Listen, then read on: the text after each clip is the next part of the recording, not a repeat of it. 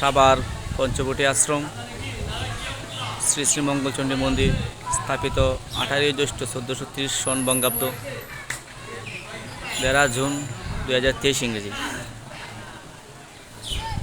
এই মন্দিরটি প্রায় 2 বছর ধরে নির্মিত হয়েছে।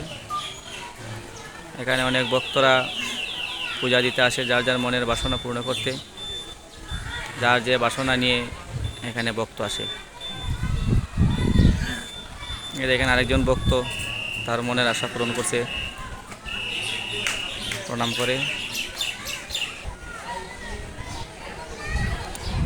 আর এই জায়গাটা হচ্ছে আপনারা দেখতে পাচ্ছেন, এখানে একটি মঠ মন্দির নির্মিত হচ্ছে, যেখানে বাৎসরিক এক নাম সংকীর্তন পরিবেশিত হয়। সাভারে হাজার হাজার ভক্ত এসে এখানে নাম শ্রবণ করে। খুব সুন্দর একটা ধর্মীয় স্থান। আর এই যে আপনারা দেখতে পাচ্ছেন মন্দিরের আশেপাশে সুন্দর একটি মাঠ, খেলার মাঠ রয়েছে। এখানে অনেক শিশু, অনেক ছেলেরা এসে তাদের খেলাধুলা করে।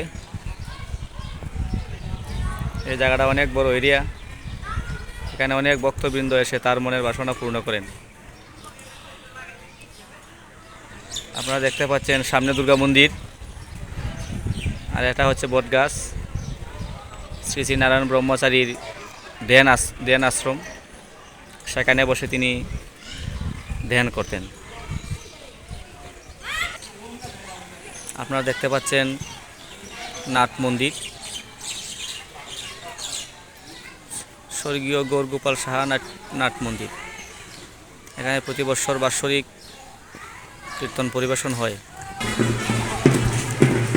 আর সাপ্তাহিক শনি পূজা, তাই সকল ভক্তরা সেখানে যার যার মনের বাসনা পূর্ণ করতে মন্দিরে এসেছেন।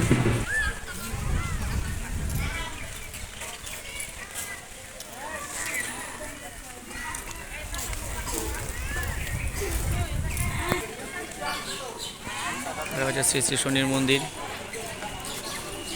প্রতি সপ্তাহ এখানে শনি পূজা করা হয়। এটা হচ্ছে শ্রী শ্রী দশভূজা মন্দির, স্থাপিত 1411 বাংলা।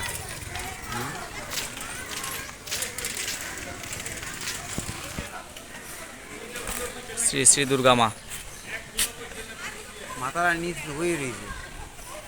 এই যে দেখা যাচ্ছে এক ভক্ত তার মনের বাসনা পূর্ণ করতে মা দুর্গার কাছে প্রণাম করতেছে। অবশ্যই মা দুর্গা তার মনের বাসনা পূর্ণ করবে, সেই আশায় তার এই প্রণাম।